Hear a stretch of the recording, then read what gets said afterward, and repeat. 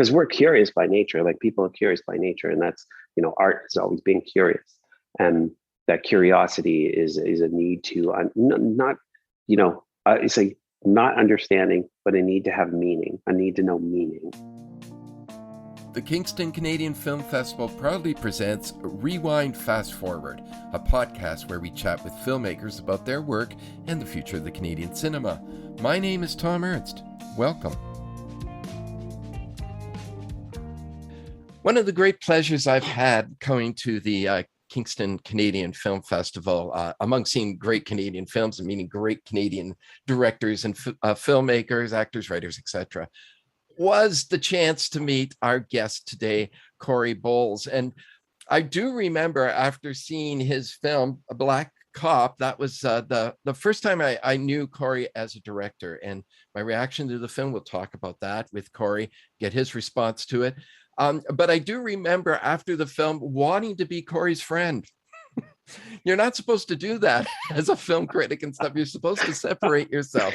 But I saw him at the hotel room, and he had his sort of little group of friends with him, and I approached him and stuff like that. But he was well protected by his clan.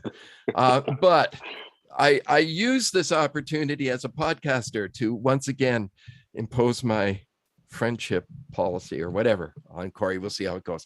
Cory, thank you so much for joining us. No problem. I'm happy to be your friend.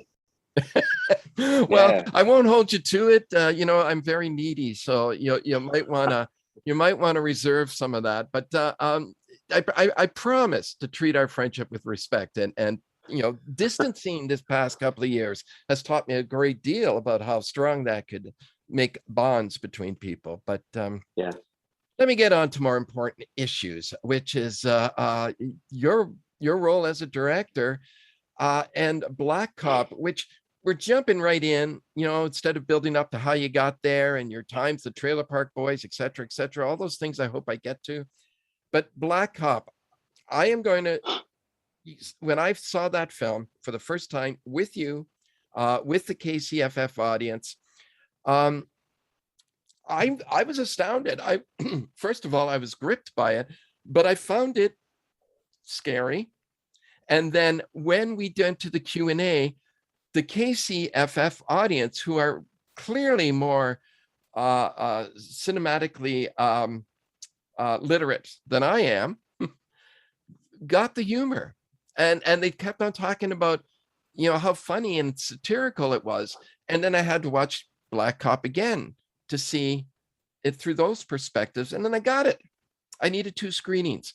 Not that I didn't like it the first time. I think I just misunderstood it. Now, the question that I'm finally getting to, does that happen? Do people mistake or misread Black Cop? And sorry. No, I was just going to ramble on. Please go ahead. There's a sort of double answer to that. The first one is yes, people take it differently, but it's not a mistake. I think that the way I was set out to do it is that it's got a bit of a, there's a bit of a triple entendre in there. So it's like, it is supposed to be scary. I mean, in some senses, it's supposed to be a bit of a horror movie, as much as it's supposed to be a satire, as much as it's supposed to be, an absurdist piece. And I think that, for some, it's a cathartic piece, and for others, it's for some people, when it's someone told me they felt a bit lectured at, and which I thought well, that was interesting. But I mean, ultimately, you are at some points watching someone, this big on the screen, staring directly at you, talking and talking to you and talking through you at some point. So I think that it's a little bit of all of that. Like, and I wouldn't say, I wouldn't recommend, like, I wouldn't be like, it needs more screenings or anything, but I think it's great if it does those things. I think that's generally when we tell stories, we take what we get out of them. And I have, certain intentions, and all of those intentions when I made that movie come from a flurry of different feelings and emotions. And all of those feelings and emotions are really hard to actually to be concise with, and actually, have a coherent, quick explanation. So in a sense, I threw them all in there, and I explored every bit of it as much as I explored one narrative. So yes, a lot of times people will be like, I thought it was really funny. But at TIFF, first audience, really crazy energy. Second audience was all laughing. A lot of it was laughing and cheering at times. And I think it was the third audience, the energy was like, it was very serious. Like people were like, this shit's for real. It's kind of tough to deal with. So yeah, you never really know. Gee, all three of those responses from the audiences, and it's amazing you got that range. I think would be, as a filmmaker, very satisfying, very gratifying to get. I could remember watching the movie and being terrified. Maybe some listeners have not seen Black Cop yet, and I really hope that you'll rectify that immediately as this podcast is over. But fair warning, I'm going to talk about certain scenes in the movie. The scene with the woman in the van, and the parking, in the sort of empty. It's almost an empty parking lot, as I recall. Ooh. Yeah. Yeah. Being on edge like that was like, I felt anger, I felt fear, I felt concern, but I had to realize that this is how a portion of our community feels on a daily basis. And I think that once that pin drops, then all of a sudden you don't have to look at it as this sort of violent horror film. And it's violent in an emotional way. You look at it as satirical and as something that you've been told before, and we've been told again recently with Black Lives Matter, but it gives us an opportunity to understand on such a visceral and emotional and deep level. That for me was the gratifying part of watching that film. Oh, cool. Yeah, that's interesting, and that's good. I mean, that was the point, so I'm happy about that. I mean, and unhappy at the same time, but yeah, that's just it. Well, it's tough sometimes when people have to understand or get that feeling. Yeah. And we're in such a culture of denial or culture of refusing to acknowledge or believe that this is a real thing that happens. Like for some people, like a lot of times people will compare, they'll be like, yo man, I've been pulled over by the cops like 3 times. And I'm like, you've been pulled over by the cops like 3 times. Or they've been like, I've been roughed up by police. But, I saw my friend, even in Nova Scotia, in a small town in Nova Scotia, I watched my friend basically, get choked out, beat down. And this is when we were in high school, while he wasn't an aggressor in a fight. So like you watched it, we just know the community has a different, a different way of already understanding. As soon as an officer comes towards you, you react differently. And there's a lot of the whole talk where people will say, oh, well, I got an idea. This is the famous one. I got an idea, comply, or I got an idea, don't break the law. And you're like, well, sometimes you just don't understand that you don't break the law. You're just assumed to. So even complying in the middle of trying to understand why you're being targeted or pulled over is not the same situation where, there's a pleasantry that happens, or there's a conversation that will happen. And, this is all, people have heard all this, but even to this day, people will still compare their experiences to that of someone who lives with a real terror. And it's not to say everyone lives with that or everyone compares that, but, mostly this movie was a response to social media. And it was a response to everybody, loudly and very, very willingly and just in a barrage of comments, silencing, a video that they're watching, and the experience in the video they're watching, and the experience of the people in that community who either related to it or feared for their own family, or, had the experience or didn't want that to happen to them. Mhm. So by, it's sad that you have to go as far as creating a situation where someone is harmed in a way that, in the very way we see it. And spoiler alert, sorry, but, seeing it via a social media or a body cam, the way we experience it online, and then seeing a member of your community, you have an immediate connection with that person. And, it's sad that you have to go that far to practice empathy or to feel empathy. And it just makes you go, shit. And it's not for everyone, yeah, but it just happens. Yeah. Well, I think I appreciated the fact that that I had to go shit. I had to feel this and experience it, because I believe in my daily life with my family and my the way I talk to my kids and that I'm pretty progressive. But and I will say, oh yes, this movie came out before Black Lives Matter, but I will say, certainly Black Lives Matter, and I was saying that before, and understood about police brutality, but I didn't understand it on the level that you allowed me to, and it wasn't forced on me. It was really kind of a gift, I mean, when I run into people who say what you did, I got an idea, try not breaking the law, my suggestion to them is to watch Black Cop and then get back to me. That's great. That's great. Yeah, it's a really interesting thing. Is at the time, I mean, there was a few things coming out where, I've always, like, I think someone said to me once, I had a short retrospective of my short films, and someone asked a question, and they were like, "What would you do without racism? We're making movies." And I was like, well, shit. And I was like, half of these movies, like 3/4 of the movies didn't have any statement of any racial. It was just literally from the perspective of a community. And I was like, well, shit, obviously with that question, even that, I was like, if that's the only thing you saw, yeah, it was interesting to me. But at the same time, going back, I kind of went off topic there. We're going back because the point was to say, there's been a lot of filmmakers and a lot of art that actually tries to express this. Going as far back as Gordon Parks to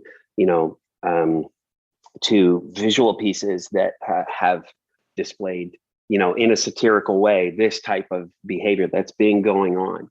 And then, when the large movement happens, when the sort of all eyes have been on Black Lives Matter, but it was quickly villainized, of course, as something as it wasn't, as opposed to a movement that was a grassroots movement that, of course, gained a larger focus with the death of George Floyd. And it's sort of like, at that moment, like a lot of us who make this type of work, and it's not that you choose to make the work, it's just that that's what you need to say at the moment. Like, a lot of people just had to take a step back.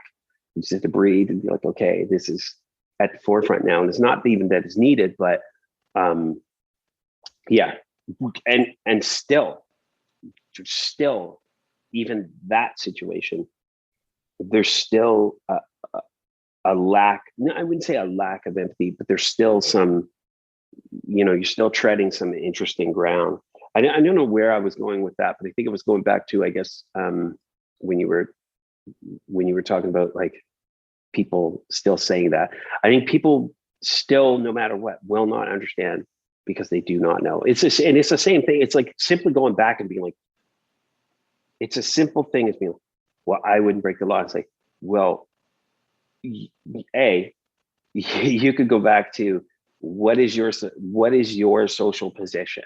Where did you grow up? How did you grow up? Like, who's around you? What are your influences? Do you think it would be that easy for you to be removed from something that you have been systematically put into? And it's just kind of, those are all pretty deep questions, and they come from, quite frankly, I think they come from a lot of fear, and they come from a lot of misunderstanding. And and a lot of confusion. And these days, people are mad. They're not mad. They're a little worried. They'd be like, "Oh, everything's my fault." And it's like, no, no one's saying it's your fault. You're just saying that there's a system that, that we hope you see. Yeah. Yeah, but I'm glad, I get really glad that, it's shocking to me that it's been 4 years since that movie premiered. And it just premiered in, of all places, China, because they were using it to compare some of their situations of dealing with state. And I find it really fascinating that it's lasted so long, that particular movie, that it stays. I don't like to say the word relevant, but I'll say it stays cohesive, if that makes sense. Yeah. It is relevant though, isn't it? I mean, that's the unfortunate thing. It's staying relevant. I mean, it's good for the film, but if it's, yeah, I mean, yeah, you unpacked a lot there, and it was great. There were so many little things I wanted to get back to, and I think one of the things that we talked about filmmakers, and you talked about somebody asking you about what would you do without racism. It's an interesting question, but it does seem almost a little tad mean-spirited, a little bit misdirected. When you deal with films, because, okay, what I'm trying to say now is it seems to me that being a Black Canadian, a Black filmmaker, you're a filmmaker first and end. We don't identify, white filmmakers. So you're a filmmaker, but because you happen to be Black, people are always going to see, at least for now, or assume that there's a statement in what you make. Yeah. Particularly if you're front and center, if you're there, like if you look at the work of I forgot, and Antoine, Training Day, and yeah, a lot of people aren't aware that he is Black. So you can look at his films objectively, and then all of a sudden, if you recognize who he is, it changes the tone for some people. So are you going to be forever sort of burdened with that? I burdened with that burden, I guess. Yeah. Sure. Well, I think it goes, it's like a filmmaker that, a woman filmmaker, a woman filmmaker will put, because of a very clear understanding, will sometimes, if they have a story that's focused on a female story, then then they'll be considered, a female filmmaker, a woman filmmaker. And, a lot of times, like, people have no idea that the scope of their work, it ranges everything. It doesn't just mean you make, they also make equally strong male characters. And it's the same way, with a Black filmmaker in this sense. It's just what that person saw, I think, is they saw a series of short films where, I have one film called Heart of Rhyme, where my protagonist is white, but he also gets the heart of a young Black male. So, even though, that person was just seeing a lot of stories from within my community or shaping around my community, but that's just because, like, my protagonists are, either reflections of where I grew up, or a story that I want to tell, or reflections of something that I feel or experience, and create a character out of that, whether male, female, Black or white, but they still see it surrounded that. And to them, that's new or different for them. And that it's an interesting, and in some senses, it's going to sound funny for me to say this, but it's a very innocent thing to be like, I just saw a bunch of racially charged movies, where really it's just, like, there's a lot of issues in it, but a lot of my movies have to deal with, they deal with social positioning or social experience. And it doesn't necessarily mean that it's a racial experience, but no matter what the stories are within a world that, deal with this anyway. So I guess it just comes part with the territory. And it's certainly it's certainly fascinating, but it goes back. It's good what you said about there's a lot of people you don't know, like filmmakers are faceless until you see who they are, and then suddenly the story is very different. It can be a very different lens. It constantly amazes me as I said, I see myself as progressive, but I'm constantly amazed about how much progression I need in my life. Thankfully, I have teenagers. They are very helpful in keeping you on track. Yeah. So your reaction, or my reaction to the film, typically comes from a white man of a certain age who sees the films the way I'm going to see them.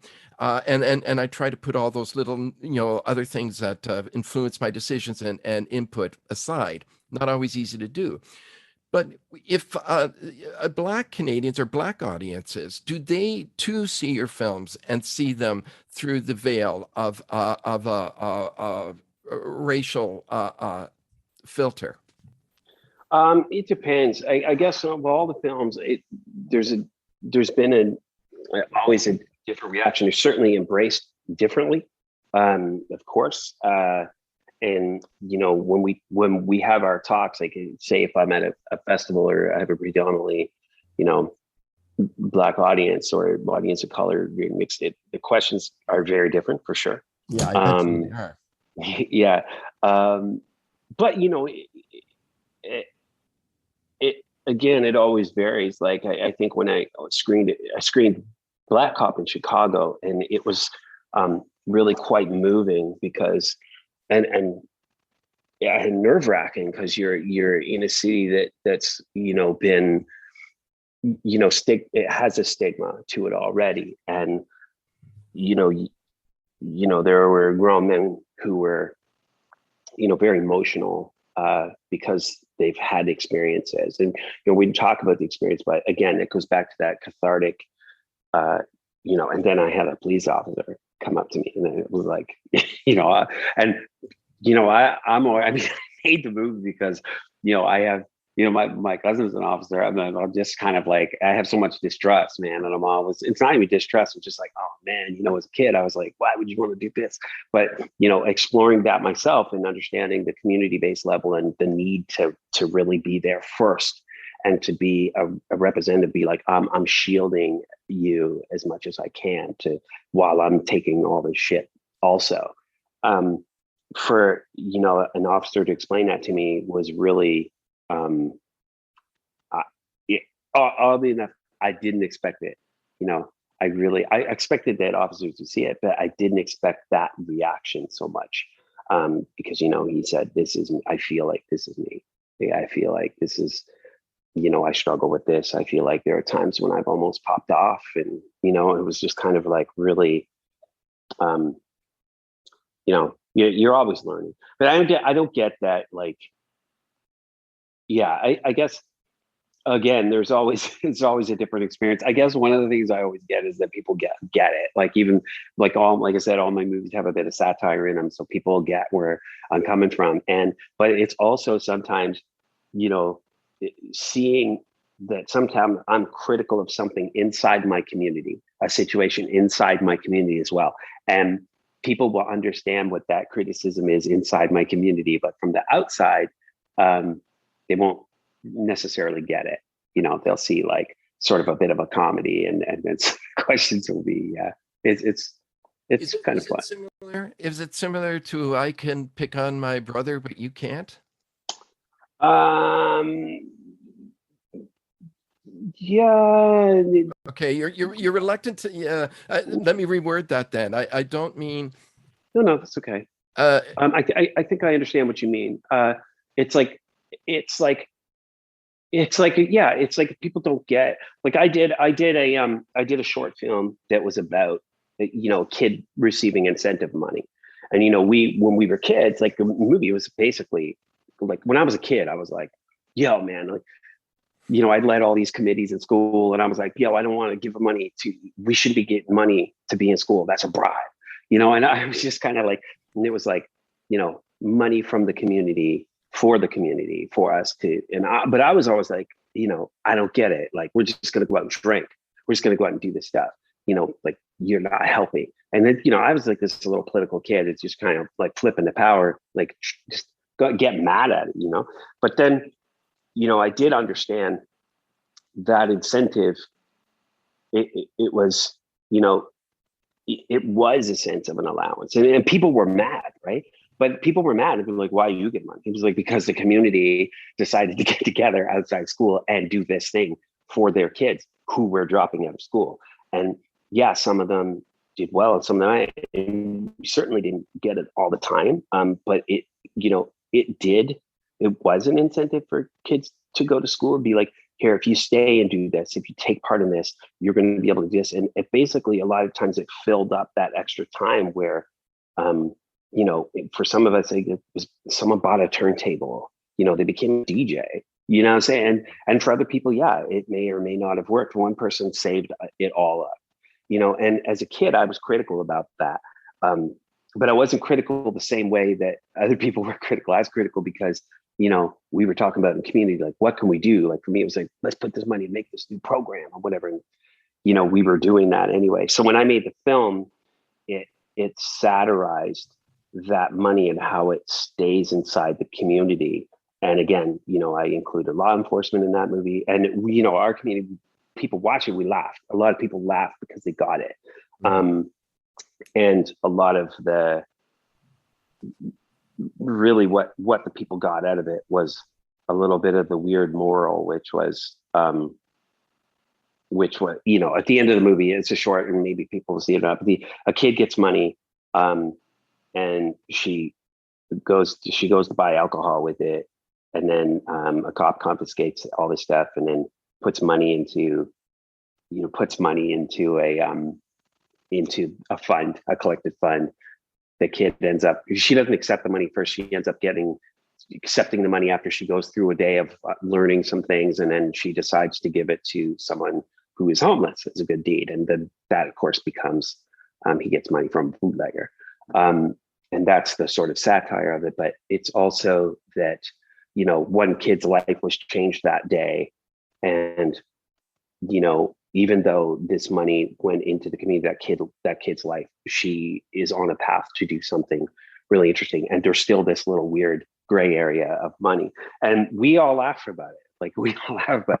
But it's, yeah, I mean, that was pretty long-winded, but I don't know if it makes sense. But yeah, people get it differently. So yes, in a sense, it's not, it's kind of goes back to the, we have a different understanding. We have a different reason for it, because from the outside, people would look at that stuff and be like, they get free money, but they won't understand that people are getting together in the community going, we need to, and this goes back to, this goes all the way back even now when people are like, talk to athletes and they're just like, what are these athletes doing? And you're like, well, they're dumping millions of dollars into community programs, and people are like, why don't you clean up the program? And it's like, well, the government isn't helping, but the community is already doing that.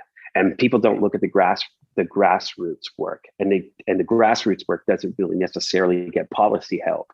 So anyway, so I was lampooning all that stuff in my shorts because as a kid, I was talking, like, I was just like, but I didn't consider a lot of the other things. I was just like, I was like, kind of a young community leader that was put in this position, and I was kind of like, yeah, let's do this. You're working on intuition. It sounds like intuition and spirit, and yeah. If I listen to my daughter's politics now, they're accurate to a point. Maybe they're completely accurate. I don't know, but you do in the back of your mind going, okay, these are great politics. These are great ideas. These are they will simmer down to something useful. But first, the broad strokes are absolutely essential when you're young, I think. Yeah. I mean, now, like now these, kids are really politicized now, even more than we were when we were young. I think it's great. I think it's good. Like, it's like you said, going back to, thinking more progressive, like, we're all progressive to a degree. And, we're certainly like, like not every single day, that you, I mean, there's that whole joke about being woke, but it's not even being woke. It's just like opening your eyes and questioning, or understanding that, while you're putting your energy into one thing, or while you're so, engrossed in understanding of one particular aspect of something, you are blind to another. Yeah. And that's like, I mean, that's all of us, right? Like we all are understanding, like, there's anti-Blackness here, there's anti-Indigenous here, there's all of a sudden a bit of a xenophobic attitude in this thing. And it's all a shock when you realize that you are a part of those systems somehow. And, it's the kids now that are kind of waking you up to that. And for people, it's aggressive, man. Like you see people, it's so much for them, because the kids are just like hammering it out. But, when we were young, kids were running around with like, save the whales and Greenpeace and all this stuff. They're just hammering you with environmental stuff. But, and that's, I say hammer because that's how, adults or people saw it. But, and at the same time, you two coming out and hammering out with the, with activism songs and shit. But, but that also, that a lot of that got through. And, the kids were spending, like, they understood enough that now it is commonplace to understand there is something wrong with the environment. It's like, when kids are doing it now, so it's great. Like it's a lot for people, but that's because we have access to more social media, and it's exciting and scary, and that's how it should be taken. Like I think that the threat of change is always scary, no matter what. Like it's always scary. And people can go back and be like, if you had to up and move out of your house tomorrow, it's like, it's not a good time. If someone's going to have, if a family's going to have a child and bring a child in your family, it's not a good time. It's never a good time. So change is never, and I know it sounds funny, it's not even that I'm comparing it. It's just that change is never good. And change is to people, it's good, but it's always scary. And in this case, it's so much for people that, shit's scary, but so be it. Yeah. Well, the only thing that frightens me about change is if it's changing backwards. So I mean, I hate to emphasize my mortality, which I tend to do, but I'm at an age now where I recognize that the planet's not mine, and I'm not going to be here forever. And so whatever changes, whether the gender blending or whatever fluidity, which back even as a young adult in my 20s and 30s, I would have argued, and I have, and thank God that isn't on record, but I'm putting it on record now. I argued at one point that if you had a certain body part, you were either male or female. End of discussion. How ignorant was that? And I thought I was absolutely right. So change doesn't bother me. Change excites me. But if we're going to go backwards, then I get worried. Then I get scared. Yeah, it sucks. It sucks. For sure. Hey, has Spike Lee seen your film? I you know what? I don't know. I've been afraid to. He's one of the people I'm totally like, I admire so much. I know Chuck D has seen it, Public Enemy, and gave us some props. And there's a couple of people who have, but for Spike, I'm always kind of like, who was the guy you just said saw it? Chuck D. Public Enemy. Oh, yeah. Yeah. So, there's a couple of people who I really admire who got onto it and gave it a bit of promotion and props and reached out, and like, but for Spike, like I didn't even, like, I wanted to meet with his company. I was like, no, I can't. It was funny. That's like, even you now, gotta meet him. Yeah, I've never met him. I saw him once at not the Eaton Center. Oh my God, what's the story? The Bay on Bay and Bloor. Right. I saw him in there going through the clothing rack, off the rack, and I'm by and I look up and I see him, and I sort of look away, going, "Oh, how am I going to approach him?" And I look up again, and he was gone. He saw in my face that I recognized him, so he was gone. Yeah, I think, I don't know if you know, but at one time I hosted and produced Saturday Night of the Movies, which if you lived in Toronto, I think you lived most of your life in Maritimes. Am I correct? Yeah. Yeah. So you may not know the show, but we put two like movies together. Black Cop and Black Klansman would be that double feature for me. Yeah. And I think that would be it. Hit the ball out of the park night. What a great, what did you think of Black Klansman? I have friends who disliked the movie tremendously because they thought it was thought it ridiculed. It made a joke of a very serious a subject. And I thought, okay, well, those friends were white. Actually, it was one friend.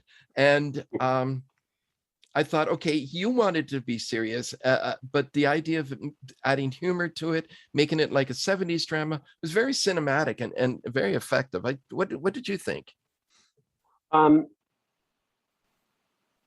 It's funny. Like well, for one thing, like, this is funny.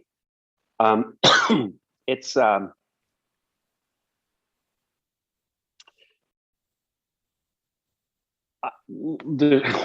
I mean, I'll go on the record on this. There were a lot of great things I loved about it, and I like, it goes back to, he's always kind of dug in. Like Bamboozle's one of my, I love Bamboozle. One of my favorite movies. Bamboozle. Yeah, I love Bamboozle. I was always like, oh man, the ending. I was like, man, and yeah. I'm sorry, I got to interrupt you. What did you think about the ending? Because I love the movie to the last 20 minutes. And did I miss something? I thought the last 20 minutes was all Spike Lee's love relationship. And up to that point, I thought it was one of the most powerful films I've seen. Yeah, I thought it went to a place that I found interesting, but I felt I was kind of left, and I think I was supposed to feel like I remember I was in a panel in Calgary. I think it's 2000. I remember being in a radio panel about the show, and man, we fought over it big time because I was the same thing. I just felt the end for me. He wrapped it up, and for me, I didn't know anything at the time. I'd just been starting to I didn't know anything about that. I was like, somebody got him to wrap this up and make it a package, as opposed to a full Spike Lee joint. For me, the full Spike Lee joint would have been, not letting people off the hook. How? And I feel in some senses, I think that happened a bit in Black Klansman. Like, it was campy and it was hammy, and it was like, it was a bit of a comedy. It was a comedy. And I thought, they had a hell of a time doing it. And it was like brash, and it was in your face. And they made a mockery of David Duke. And there's all this great shit that went on in it. But the end, for me, as much as I loved, and I was really happy because I also felt like it was a really challenging feat. So I wanted him to win, because I thought I wanted him to win some hardware for it, because of course I still think, it's like when you say, like, you really love a band, you like, I wasn't crazy about that Tribe Called Quest song. It's not my favorite, but it's still a Tribe Called Quest song. You know what I mean? Like, it's still way up there for you. It's kind of like this. So for me, I love the movie. And I thought, again, he let some people off the hook a little bit. And I think it's audiences a little bit. Like, it's tough for me to yeah, but I also love the movie. So yeah, it's definitely like, I mean, everyone kind of, for me, it was the get together at the end. I was just kind of going, this was really easy for everyone to be friends here. I know. But at the same time, it's entertainment. It's entertainment. Like, Spike Lee is an entertainer, and he's a showman, and he is brash, and he's over the top. And I think that it still had the spirit of that. So yeah. I never realized how over the top he was until the Oscars. Flamboyant would even be the word. Yeah. So let's get back onto your movies and you as a director. Enough about Spike Lee. He gets his share of airtime. So you've been pretty open with your experience on the Trailer Park Boys. Not all of it very positive. Sure. But my spin on Trailer Park Boys never got it. Absolutely never got it. my buddy said, you got to watch there. You got to watch. Then one day he gave me a joint and said, now watch it. And I got it. And I had an interview with one of the producers. I had an interview with one of the producers. I forgot his name. And he said, yes, he's a man older than I am, and far straighter, I would assume. He said, yes, that's how you enjoy Trailer Park Boys. What I understood that I missed before is that Trailer Park Boys, those three guys as characters, were good guys. I just saw them as misfits, but in that community of the trailer park, they were good. They played by the rules that you played by in a trailer park. Anything that happened outside the trailer park, they just didn't understand. Yeah. And so when that dropped, I started to love Trailer Park Boys. But anyway, your role in it, great. I loved it. I loved it when you showed up. You were consistently in it. I would have loved more of you, your character. But tell me about your experience, because you have been very open about. Well, it goes back to when we first made it as a lot of us, we worked together in different capacities with Mike Clad. The sort of, the one sort of connecting factor was Mike Clattenburg. We'd all done stuff together. So I had a band back in the 90s. And we sort of did a play on I lived in a trailer park, and it was a hip hop album. We were on records, and we did a play on me being in a trailer, because that's where everyone would come and hang out. So we called it Trailer Park Hip Hop, and sort of we did our video, and we sort of played this whole thing. And that's where Mike and we connected before that, but that's when he really, we really started working together and playing with the trailer park thing. When we got together and did the show, I was one of the first people, I was off doing a dance company at the same time. So, I'm off on stage as a contemporary dancer, coming home and doing this thing and doing music on another side, and, trying to hold down also a musical theater job. It was I thought it was so fun, but I was like, there's no way this is going to go. I literally was like, there's no way it's going to go. I was like, it's going to be great. I'm going to have a DVD years from now, 20 years from now. I think DVDs might still be around as a keepsake. And then it just sort of, obviously blew up, and it was fun. I had a very public exit from the show after the first run of the season, and I was there. I did the first movie, and I had already left the show when I did the first Trailer Park Boys, the movie. I was already leaving the show. I wasn't going back for season 7, and a lot of that was because at the time, nobody knew. There was a few of us who were already acting. There was a lot of people who weren't actors or weren't performers, and I think I was maybe 2 of us, or maybe 3 or 4 of us max had agents.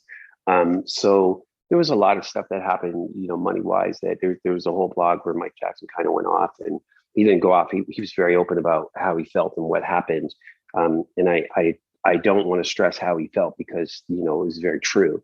And a lot of people took a lot of offense to that personally, which was too bad, because everyone was going through the same thing. It was just people were really afraid that this thing was going to get ripped away because it's exposed. So I left with him, and I left in solidarity with everyone, because there were times when people were getting, it was a show where people were getting guaranteed, people worked in Nova Scotia at the time, a lot of some of our senior members were doing stock theater, and that's their whole summer, is that income. And they'd be, had to hold their whole summer for a show, and then they wouldn't get a guarantee. So they'd be their whole summer would have to be off, and then they get 1 day and 2 days, and that's all they get. And that was their income for the whole summer that they had to give up. So it was kind of one of those things where, it was a bit of a mess, and but it was still fun. We all had fun. This stuff was good.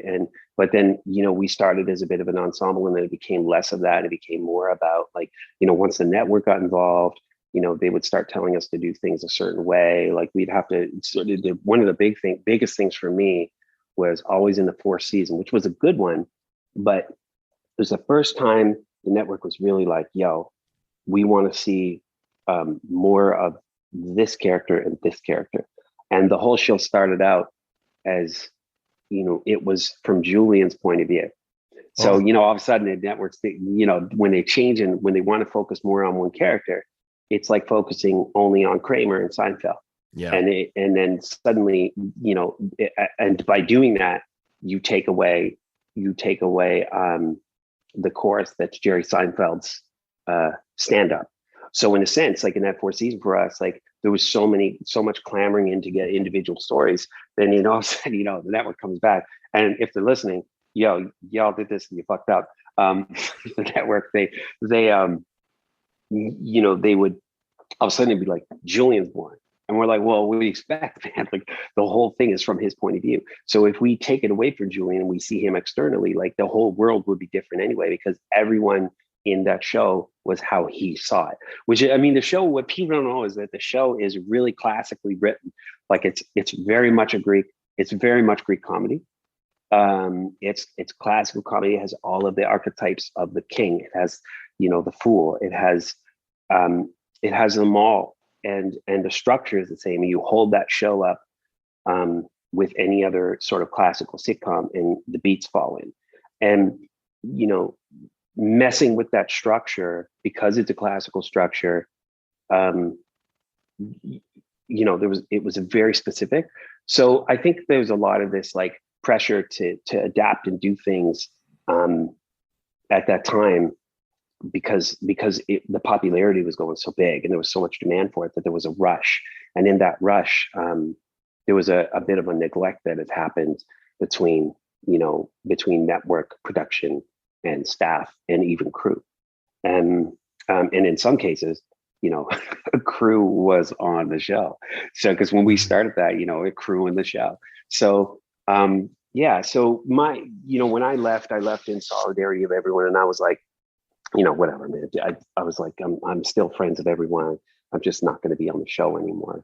And it was sad when I left. I felt bad when I left, and I was really kind of supporting everyone. And then, after the 7th season, we weren't there. It was, of course, canceled and done. And it wasn't like a lot of people, it's because you guys left. And it wasn't really that. It was just that, from where I stood, I just felt that the show wasn't adapting correct. It wasn't adapting right for longevity. And so when I went back, I was real excited. I went back in 2015. I was always toyed with going back to some of the movies, but I didn't want to do the movies because I also felt that the movies were, as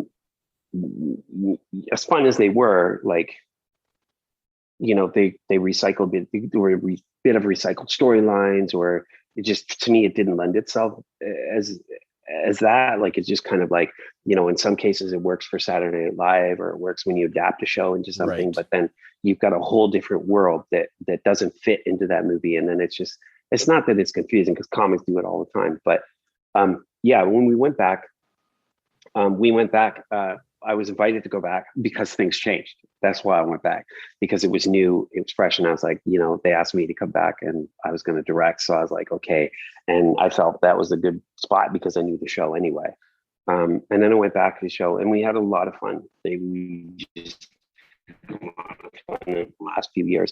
And, we hit a lot of bumps and we had a lot of kinks and we had a lot of things to go through, again, with how things change and what our values were. Our values in the very beginning of that show, like you said, it was a show about family. Like, the whole thing about Trailer Park was, the whole thing about everybody in that show and all the characters in that show is nobody judged anybody else in that show.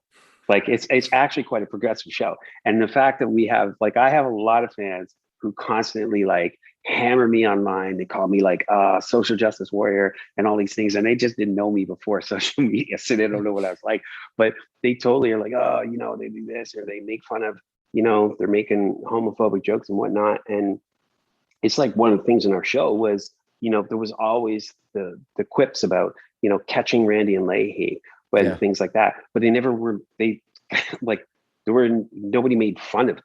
It was like embraced it. It was just always like, it was always about the awkward situation of something. Like, in fact, like, it was, going back to, you can pick on them, but they can't.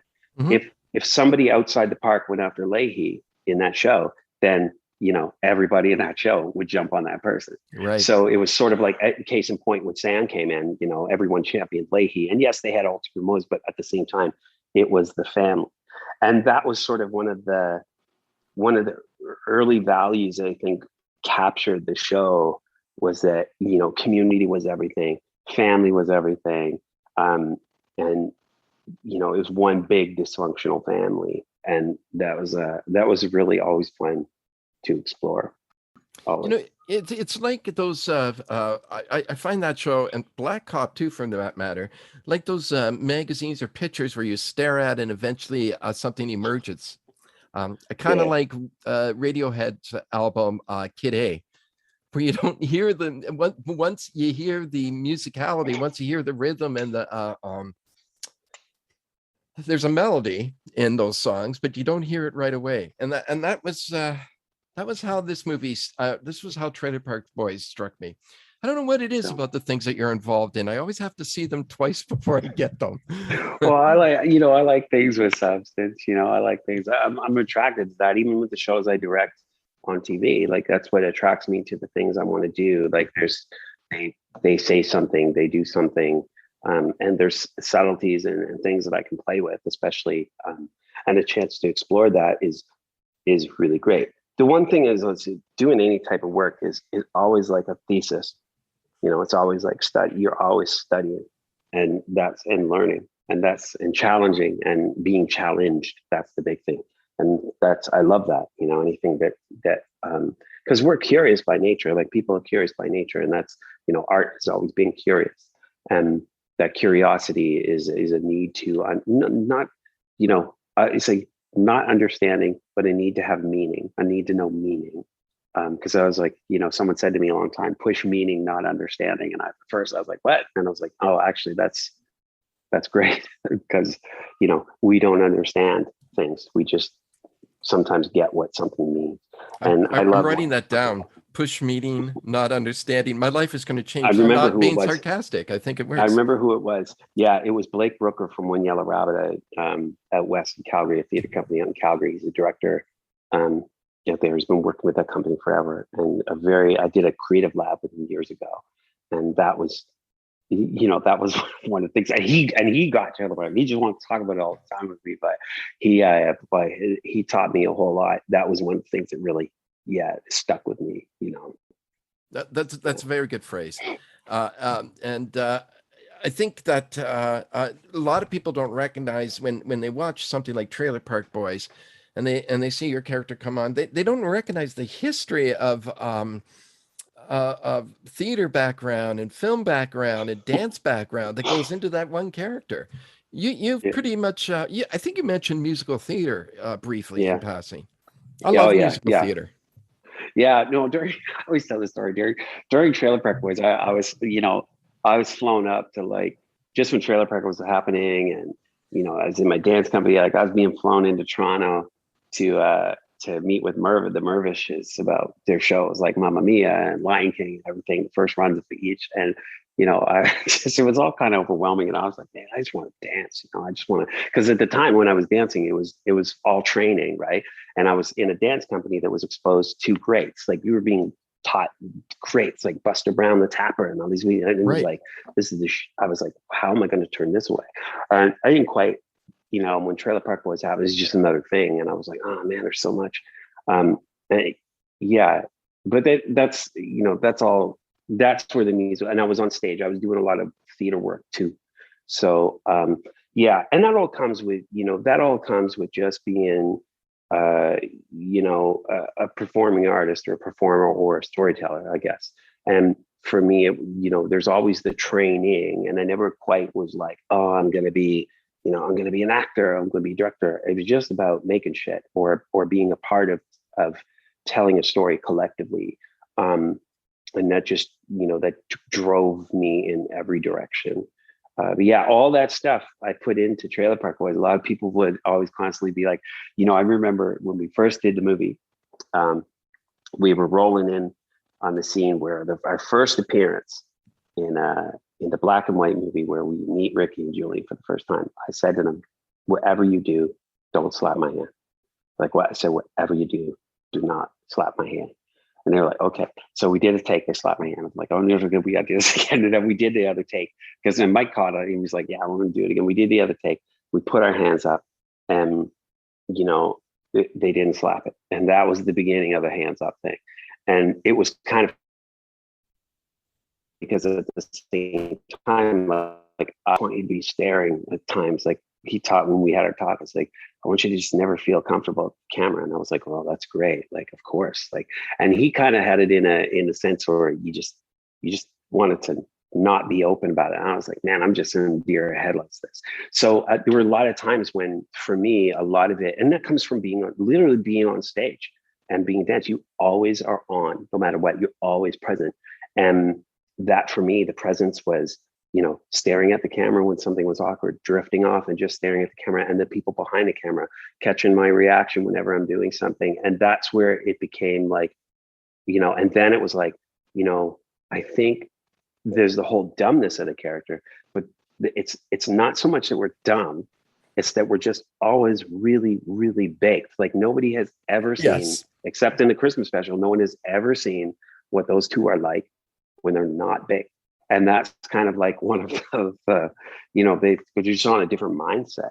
And that was always fun to play with, like the physicality. But every season, my body is really different. So because I had to train differently for the company, the dance company, for whatever show I was doing at the time. So there's one year I'm buff, and there's another year I'm wiry and kind of ripped. There's another year where I'm just a little bulky, putting on weight. It's kind of, it's funny, but that's, yeah. But I did enjoy that character. He, for some reason, well, I shouldn't be surprised. As small as he wasn't there all the time like Julian and the guys. Mm-hmm. Yet when he came on, I was drawn to him immediately. I can't pinpoint why, but there was something very charismatic about him. Maybe because he was baked all the time, and I just thought that was funny. Elliot Awesome. Page, Elliot Page, who was just a kid then, I think 12 or something at the time. Star has really gone a different trajectory. Yeah. And became huge. What was it like working with him or them? Sorry. Great. I mean, look, like everyone will say right off the top that they were like stupid talented. I mean, that's why they were there in the first place, and that comes from an old relationship again with Mike Clattenburg, because he knew how to pull people in, because he had worked with them on Pit Pony.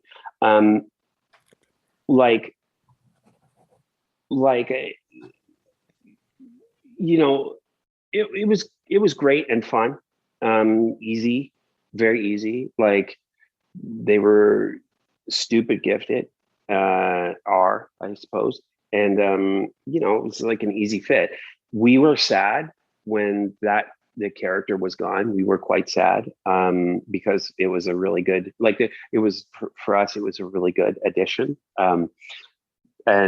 But yeah, it was fun and easy, but also at the same time, like they were a kid and bright-eyed and fun. And it was always like, it was treated like a young sibling around the set. It was quite, yeah. So it was from cool. Juno, from that to Juno and doing what they are doing now, incredible career. I'll tell you once, I don't know if they have I'll tell you, I remember there's a great watching them become the person who they are today has been really spectacular for a lot of us. Like, Lucy was very close to them and has seen, from babysitting days. But, I can remember having a conversation after Juno and the Tracy Fragments came out and just being like, there was a bit of, not a nervousness, but not an uncertainty, but just a modesty about, people are saying this is an award runner, and just the surprise and the shock and it was just kind of like, and everyone at the same time was like, you're about to blow up, like we're never going to see you again.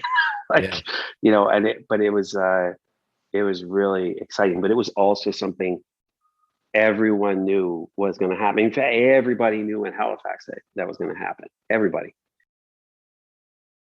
That's fascinating. That's Yeah. fascinating. And are people generally in I don't know Halifax. I've been there to visit. I found it incredibly friendly. I could remember driving through, well, the Maritimes. I'll say the Maritimes because this was specifically Prince Edward Island. I was driving through and saw a group of guys standing on the corner and thought, oh, fuck, I'm in trouble now. And they went, welcome, welcome to Prince Edward Island. I went, whoa, the hooligans here just don't know their stuff. But are they proud? Is the Maritimes proud of Elliot? Oh, hardcore. Yeah. Yeah, hardcore. Yeah, big time. But also, Elliot's a champion of home. So, yeah. I think the Maritimes are always just so excited when somebody like does something, but there's also it's not just when somebody like say gets successful. It's about when somebody is a bit of an ambassador and they feel like they can get behind and champion.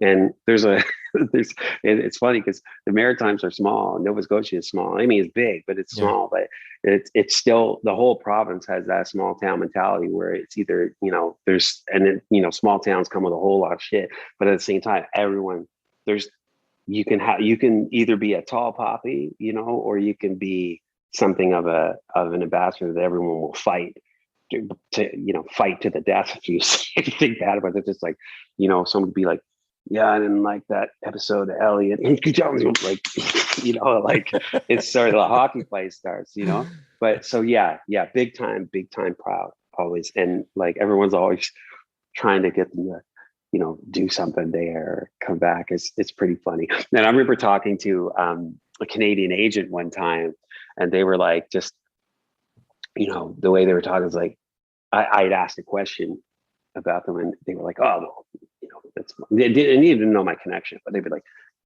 you're never going to be able to get someone like that. And it's just like, dude, man, like people call up for a short film. A restaurant at home is like, hey, can you come do a commercial promo local channel for us? And boom, they're done, flying out. It's cool. It's a good relationship. Something's happening in the Maritimes now. Black Conflux, just this incredible film. Bone Cage, people like Elliot, people like yourself. Something's going on in the Maritimes. There's a, what I think, this come from away thing phenomena, which first started out as an incredible heroic thing for the world to witness, to this great musical celebrating that. Somehow the eyes became focused on the Maritimes, and great stuff is coming out of there now. As I said, Black Conflux, Bone Cage. Yeah, I'd be remiss not to mention Brett Hannon's new movie Wildhood that just, was just I love that movie. Wildhood, sorry. Yeah, absolutely. I just saw it like 2 or 3 days ago. Holy mackerel. Yeah. I mean, Jesus, that's a good movie. There's Heather Young with Murmur. There's Ashley McKenzie. There's Seth, and that's just a film. Seth A. Smith, who did The Crescent. So, and then but it's always been something of a bit of an arts hub down there. Like you go back to Sloan. You go back to the big music push of the 90s there, when they were calling it the New Seattle. There's been good television, obviously, and I guess that we fall into that. I think and athletes, like, it's just kind of like but it comes from, again, I think it comes from being in a small town. Each of these places have their microcosm of these different, like, I grew up in a town where it was a bit, Charles, Nova Scotia is like considered a really amazing town, but it was violent, it was racial, there were all these but the one thing it had was a great arts program and a great sports program, and we've seen a lot of success out of that. Like, we have is that Jane Archibald come out and become like, an opera diva who's extremely successful worldwide. We've had a lot of talented musicians and artists and writers and producers all come out of this tiny town, where we ended up shooting Trailer Park Boys in my trailer park, which was great. and it happens in a lot of towns. And I think, yeah, it's just kind of, I mean, access has changed a lot, you know, like I think that when one thing gets successful, you're able to, you know, amplify something else, which is really cool. And we still have a long way to go, and there's a lot of people coming up, like who, you know, who are just, it's insane. They're going to be so talented, that they are so talented that they're just going to, like, sky's the limit, you know. I love it. So that sort of leads me to the question that we ask everybody: who is the, and it doesn't have to be just one person, but who are you looking to as the next person up and coming? It doesn't have to be from the Maritimes, but it'd be great if it was. Yeah, no, I mean, oh man, I can name so many. I mean, the most obvious right now, I'm really happy about Brett, who I think really has grinded so hard and so long. And it goes back, you know, you have artists like Taylor Olson and Kumbi and you know, and Heather Young, who I actually, when I talk about my 5 favorite filmmakers, Heather Young is there.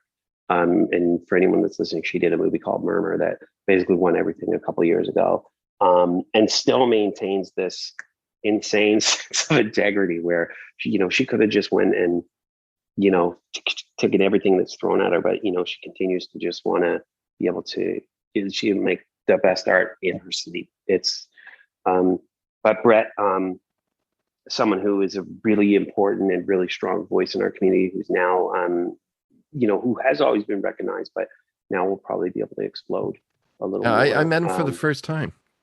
Yeah, rad. You're a dude, really great dude. I think, you know, I want to go back to, I guess I just dwelled on that. I want to go back to music, but, and there's a outreach and activism scene. There's a young poet, Andre Fenton, who was in at the end of my movie. All the poets in Halifax have really, you know, created something of a phenomenon with the amount of work they're putting out. They're all published now. They're, you know, and, you know, they've been poet laureates, and they're, you know, becoming tenured professors, and just because of the sheer amount of social knowledge and work that they've done. Yeah. So no one great person, but I'm excited about Brett, Heather, Andre. Yeah. I'm glad you mentioned those names, and I'm really glad you mentioned Wildhood. I think that's just a phenomenal film. It was. I think it was the best film I saw at the film festival this year at TIFF. Wow. Yeah. I didn't see a whole lot. I saw maybe 20, but I loved it. Okay, Cory, thank you so much. You know, I kept you here for over an hour, and we have a 45-minute show, so I don't know what we're going to do about that. I don't know. I hope it's okay. Some of the stuff I'm like, oh, did I say that? But it's all right. It won't be you that we edit. It'll be me, which is fine. No, but that's okay. You can edit some of my stuff too, whatever. Oh, I don't think we need to. Listen, I'm really enjoying this new friendship of ours. Cory Bowles, thank you so much for joining us on Rewind Fast Forward. I can't wait to see you again in Kingston. This time, I don't care who is crowded around you. We're having a drink. Yeah, let's do it. Okay. A huge thank you to our guest, Cory Bowles. You can find out more about Cory's future projects and filmography in the show notes. Rewind Fast Forward is hosted by Thom Ernst and produced by Moira Demorest. Support for this podcast comes from the Kingston Canadian Film Festival, which is situated on the traditional homeland of the Anishinaabe, Haudenosaunee, and Huron-Wendat. This podcast is generously funded by the Canada Council for the Arts. Thank you for listening.